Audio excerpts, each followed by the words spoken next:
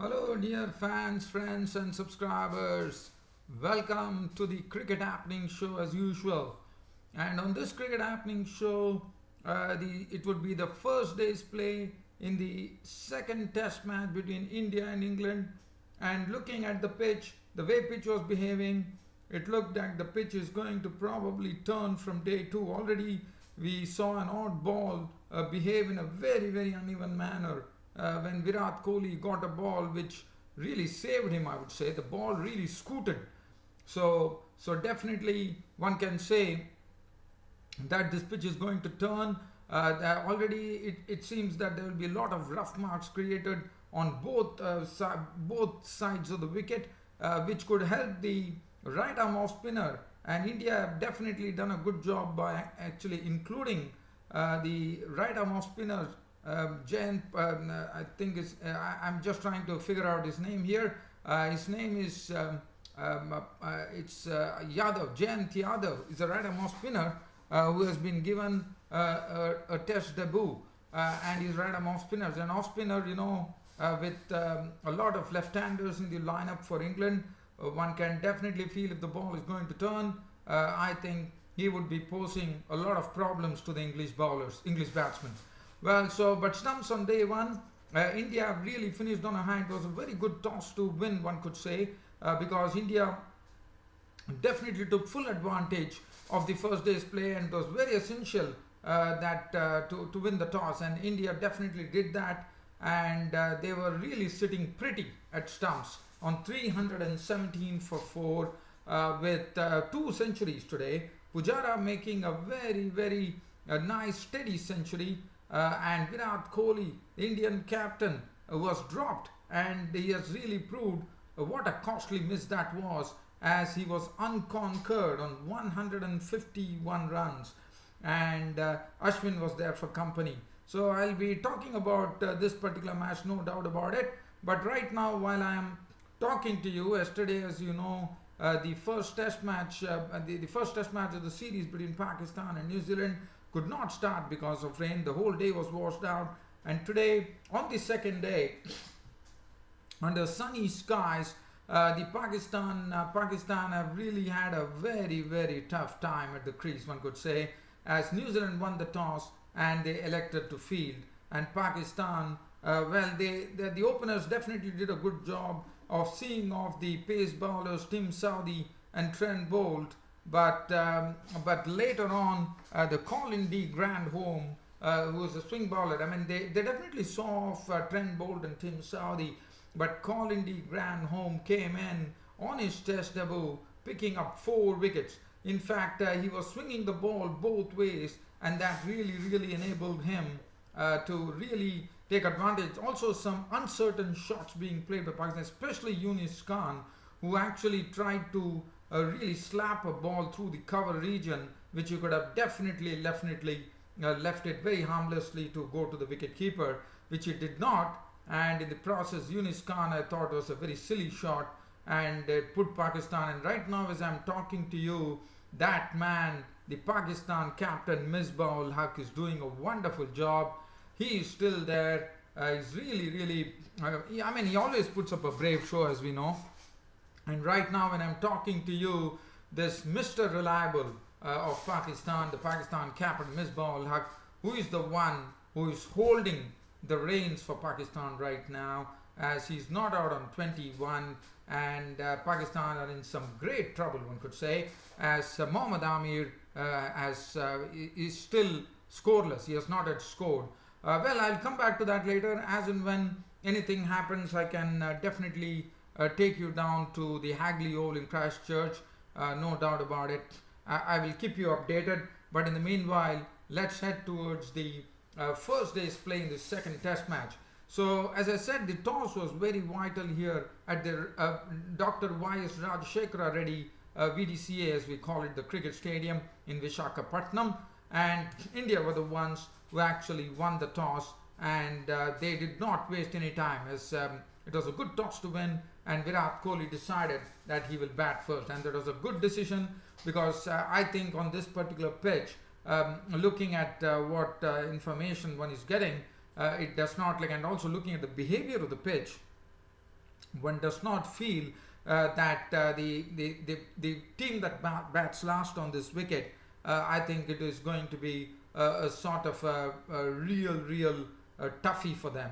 And so India, Virat Kohli making the correct call there. And for India, today it was KL Rahul and Murli Vijay opening the innings after Gautam Gambhir was dropped, and James Anderson came into the England squad to really strengthen it a great deal. In fact, Anderson's first over was a bit odd, one could say, but later on it was Broad who actually provided the breakthrough. KL Rahul could not contribute anything to the score, as KL Rahul tried to slash a ball outside the off stump, and Stokes picking up the catch. So KL Rahul coming back into the Indian team was a goner for naught, and that was 6 for 1. And after that, Murli Vijay, after playing some nice strokes, one thought, of the bowling of Anderson and Broad, Anderson on his return getting his first wicket, as Murli Vijay was caught by Stokes. In fact, Murli Vijay was initially they tested him in some away going deliveries, but later on we saw James Anderson got a bouncer to Murli Vijay, and Murli Vijay succumbed to that as he fended at the delivery, and Stokes taking the catch, and he was gone for 20 with 4 boundaries, made 22 for 2. And also India had Jayant Yadav, the right-arm off spinner, making his debut. And after looking at the wicket and how it was playing, and with one ball behaving very unevenly, one definitely thought it was the right choice on the part of the Indian think tank to actually go for Jayant Yadav, the rookie right-arm off spinner, because, as you know, England have a lot of left-handers in their ranks. And so that made it 22 for 2, and India were in a real spot of bother, one could say, after losing both the openers so cheaply. Cheteshwar Pujara strided in, and he was joined in by none other than the Indian captain. So two good batsmen. Virat Kohli, his start was a bit shaky, one could say. He was not really confident while playing, but Cheteshwar Pujara slowly got into his slowly got into his groove, and Cheteshwar Pujara played some nice strokes. He was flowing with his strokes, no doubt about it.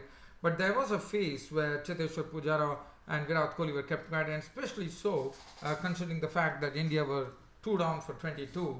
They definitely required a big partnership here, and that came in the form of this partnership. After India were 22 for 2, it was a very big partnership. In fact, it was a 226 runs partnership that happened between Cheteshwar Pujara and Virat Kohli. And as I said, Virat Kohli was actually dropped very early on in the piece, which was very sad. I reckon it was Rashid who dropped him, and definitely after that Virat Kohli carried on. I mean, he really played some wonderful strokes that he is known for. His punch down the ground, the effortlessness with which he actually plays his strokes. Cheteshwar Pujara was absolutely confidence personified, and they started also dealing with the spinners in a wonderful manner, and suddenly the strokes were flowing, the runs were coming, and India were really riding high at that stage when this partnership between Cheteshwar Pujara and Virat Kohli really started taking shape. And it not only took shape, it took shape in a very big manner. As I said, a 226 runs partnership was put between Pujara and Kohli, and Pujara had reached his third consecutive century over here, and what a wonderful century that was from Pujara. Virat Kohli also reached this century. This is 14th century in 50 test matches, one could say. This is Virat Kohli's 50th test match, and in this landmark test match he has really made it a very wonderful moment for himself and his team, as Virat Kohli and Pujara. And so while things were going on, we saw Anderson return back in the evening in the final session. Between lunch and tea, India lost no wicket, but in the final session it was everything started going the England way. As first it was Cheteshwar Pujara who was nipped up trying to slash a delivery outside the off stump, and it was Barristow behind the stumps who took the catch, and Pujara's contribution being 119 with 12 fours and 2 sixes. Ajinkya Rahane came in and joined Virat Kohli, and Ajinkya Rahane looked good. I mean, he was really giving good company to Virat Kohli. He also played some nice flicks of his legs, and also the way he actually carves the ball through the offside area.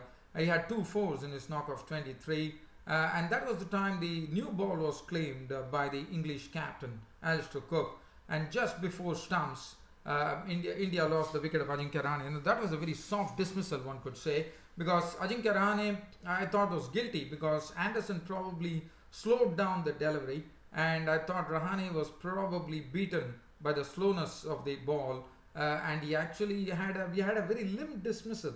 In fact, Ajinkya Rahane poking at a delivery which was moving away from him, and he was gone for 23. As I said, just at the one and a half over before close of play, Rahane succumbed to the bowling of Anderson, out for 23.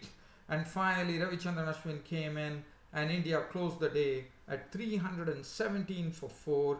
Virat Kohli, as I said, the 14th Test century, and not only that, he has gone on to 150. He was unconquered on 151 with 15 boundaries. Let me also tell you that Cheteshwar Pujara, normally, as you know, is a very, very sedate batsman, and one can understand if the former Indians player Virendra Sehwag or probably even Mahendra Singh Dhoni could have hit a 6 to reach a century, but one would have never expected Cheteshwar Pujara to deposit one into the stands, or the spinner to race to his century. Now that was something that I wanted to share. So Virat Kohli was not out on 151 at stumps, 15 fours. Ravichandran Ashwin was not out on 1, and India closed at a commanding, not a commanding, I would say, they were sitting pretty, I would say, 317 for 4. And as far as the bowling was concerned, James Anderson on his comeback really making it count, one could say. 16 overs, 3 maidens, 44 runs and 3 wickets. I thought he bowled very well. Brought 12 overs, 2 maidens, 1 for 39. Ben Stokes, 13 overs, 3 maidens, 1 for 52.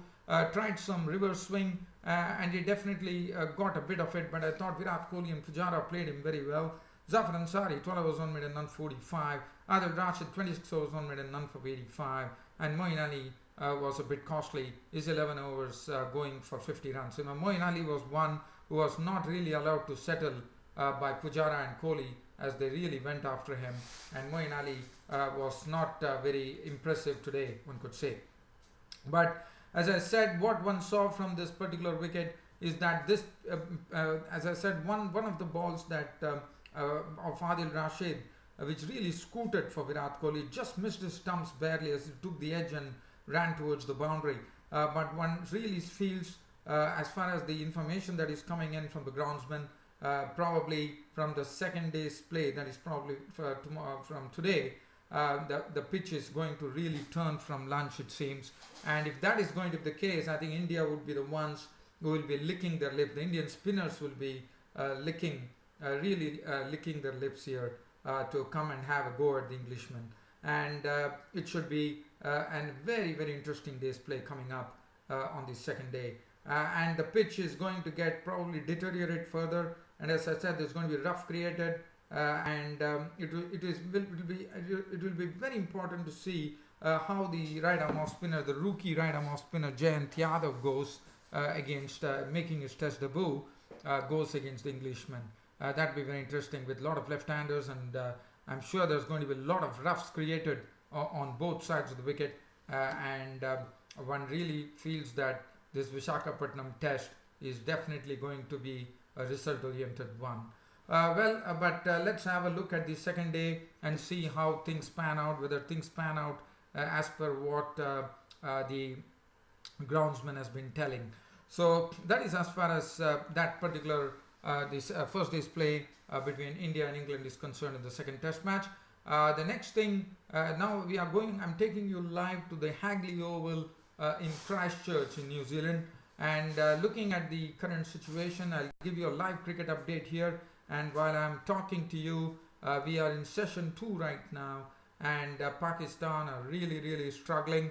As I said, now it's for Misbah-ul-Haq in the company of tailenders to pilot this Pakistan team and see to it that they can get as many runs as possible, because and Mohammad Amir right now, I could say, is probably following the instructions from his captain Misbah-ul-Haq, and he's doing a good job. He's sticking it out there, consuming the balls, but he's only on 3. Misbah-ul-Haq is not out on 27 with 3 boundaries. And as far as the story of the day goes here, New Zealand actually won the toss. It was sunny skies, and Colin De Grandhomme made his debut, and also G. Travel was also making his debut in this particular match. And we saw that Sami Aslam and Azhar Ali opened the innings, and I thought they fairly they negotiated the bowling of Tim Southee and Trent Boult bowled fairly well, and they probably would have thought that they have already done their work, but they were in for a real surprise. It was Colin De Grandhomme, who was making his test debut, really started making the ball talk. Azhar Ali was shaping in for a drive, and it was a ball which seamed in and picked up his off stump. So Azhar Ali was the first to go, gone for 15 with 1 boundary, and then Tim Southee came in and snapped up the wicket of Sami Aslam, who was really showing some door defense there, which is known for, and Sami Aslam was a goner as his wicket was taken. He actually really pierced into the sort of the defensive mode of Sami Aslam, and he had him caught by G. Travel for 19 with a ball that went away. 19 with 1 boundary. Babar Azam was lucky not to be out pretty early, but it did not really cost much, as Babar Azam was coming 1 drop ahead of Yunus Khan, and Colin De Grandhomme got his wicket by getting the ball to swerve away from him, and Babar Azam had a real dash at it, and in the process Taylor taking the catch. He was gone for 7. And after that, the Pakistan were reduced to 53 for 3, and Yunus Khan came in, and Yunus Khan and Misbah-ul-Haq was there at the crease, and one thought that this is the time these 2 Pakistan experienced campaigners are going to stem the rot, but it was not to be. I thought Yunus Khan could have left that delivery well alone from Colin De Grandhomme, as he really put Grandhomme on a pedestal there, as Yunus Khan attempted a stroke which probably was not on at all. He could have left the ball alone. Instead, he went and actually poked at the delivery, and he was caught by G. Travel of Grandhomme for 2. Grandhomme had taken 3 wickets, and Pakistan were reduced to 56 for 4. And then we saw Asad Shafiq come in and briefly survive along with Misbah-ul-Haq. And then we saw that Neil Wagner came in, and Neil Wagner started testing the Pakistani batsmen with a good line and some very good short deliveries.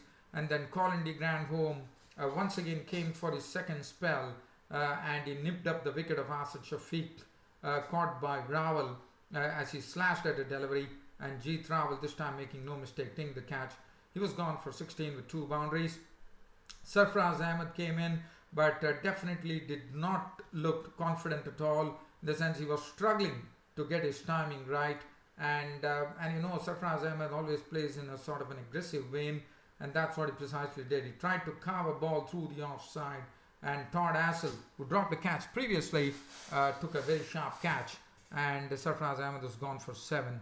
That left the Pakistani innings really dawdling at 101 for 6. And as I'm speaking to you, we are in session 2 right now, still 1 more session to go, and the Pakistan score reads 114 for 6 in all sorts of trouble. Misbah-ul-Haq, the captain, is leading the team, and we're not out on 27, 3 boundaries. Mohammad Amir is not out on 3, and definitely he would expect his tailenders to give him as much company as possible, so that Pakistan can probably reach the 200 mark, which would probably be a decent total. And as far as the bowling is concerned, Colin De Grandhomme has been very impressive. 14 overs, 5 maidens, 37 runs, and he picked up 4 wickets, and 2 wickets for 16 for Tim Southee. He has also bowled an excellent line. 16 overs, 9 maidens, 16 runs and 2 wickets. 11 overs 3 minutes, none for 30. And Neil Wagner, 5 overs, no maiden, none for 13. So with this live cricket update coming in from the Hagley Oval in Christchurch, this is your host Ram returning back. I mean, in a sense, signing off this on a Thursday by bidding good night.